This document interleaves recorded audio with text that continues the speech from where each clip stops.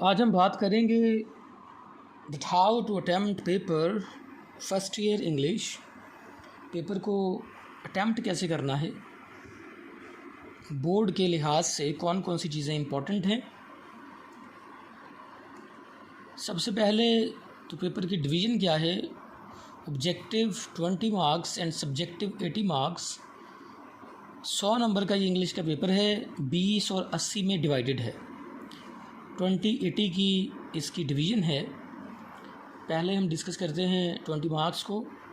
4 marks के synonyms हैं book 1 से, 3 सिनोनिम्स हैं प्लेस से, 3 सिनोनिम्स हैं पोइम से। तो ये 10 नंबर के सिनोनिम्स हो गए।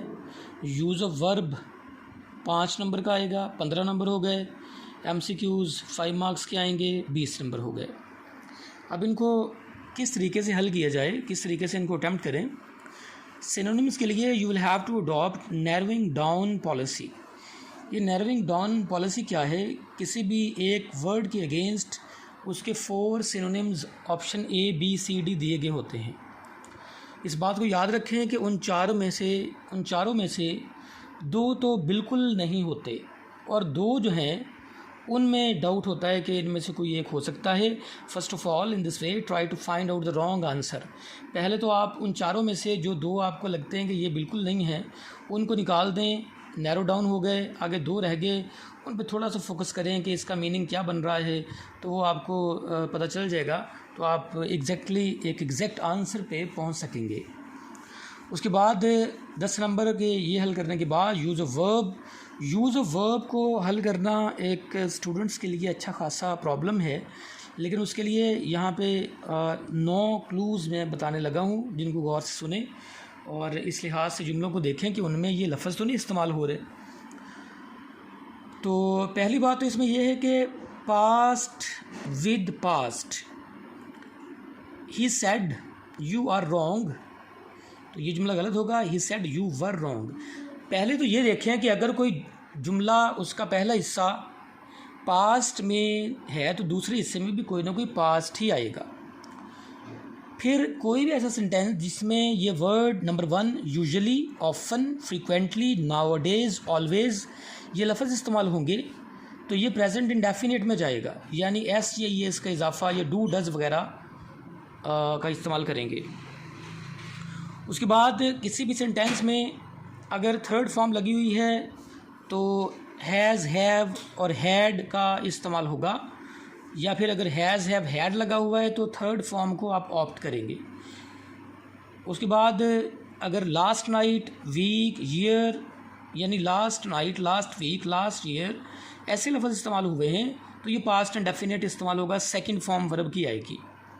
नंबर 4 अगर tomorrow, next day, again, year यानी नेक्स्ट ईयर, नेक्स्ट वीक ऐसे लफ्ज़ इस्तेमाल हुए हैं तो फ्यूचर टेंस की तरफ ये क्लू है। विल, शैल वगैरह वाली ऑप्शन को ऑप्ट करें।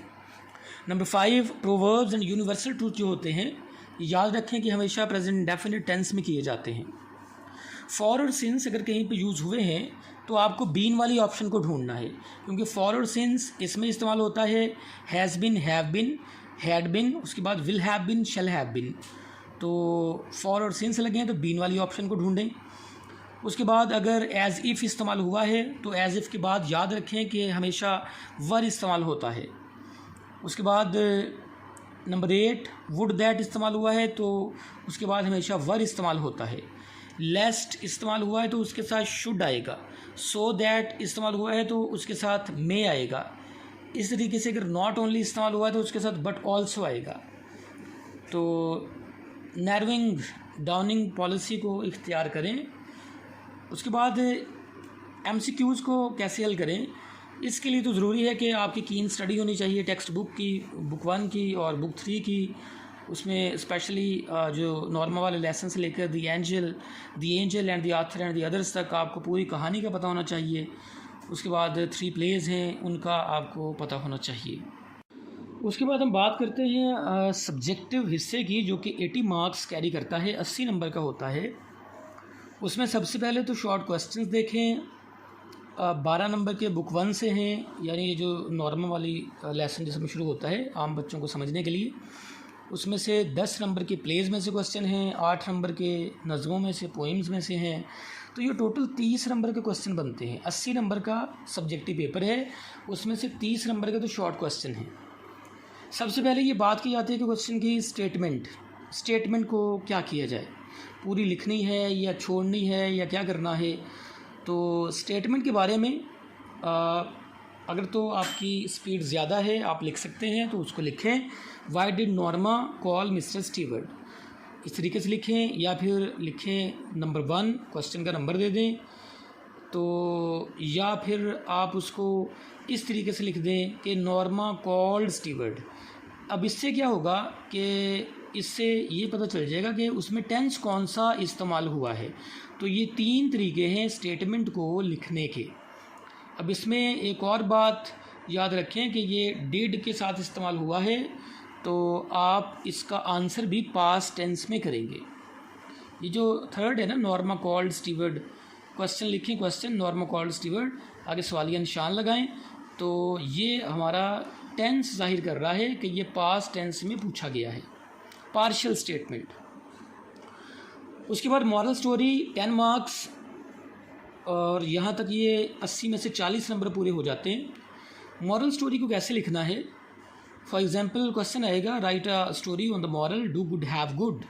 तो स्टूडेंट हमेशा क्या करते हैं कि ऊपर टाइटल भी यही देते हैं, do good have good, story लिखना शुरू कर दिए। तो ऐसा नहीं करना, उसको देखें कि स्टोरी का टाइटल क्या बनेगा, उसका टाइटल बनाएं। लाइक इसका टाइटल बनेगा the dove and the B.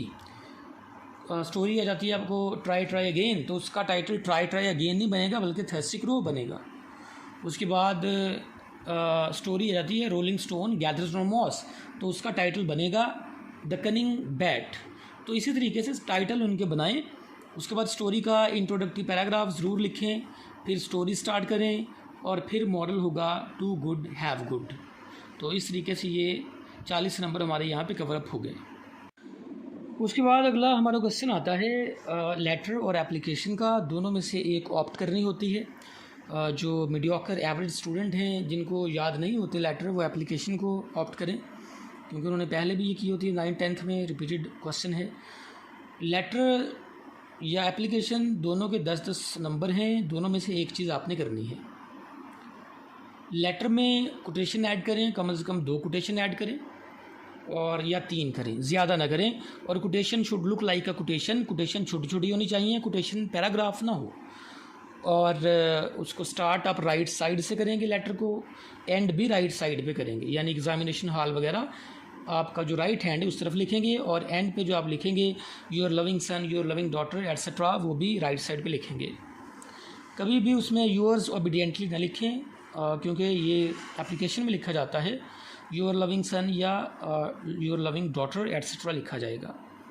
Application को उसमें पहली बात तो याद रखेंगे, कोटेशन वगैरह कभी ऐड ना करें, और उसको लेफ़्ट साइड से स्टार्ट किया जाएगा। आपका जो लेफ़्ट साइड होगा, लेफ़्ट हैंड होगा, उसके हिसाब से, और एंड करें उसको राइट साइड पे। उसके बाद यूअर्स ओबीडियंटली, ये जो नंबर 4 पे आपको नज़र आ रहा है, ये कॉमा जो स्टूडेंट लगाते हैं ये एक बहुत बड़ी मिस्टेक है। रिपीटेडली समझाने के बाद भी बच्चे इसको बाज़-औक़ात ऐसे ही लिखते हैं, ये कॉमा कभी ना लगाएं।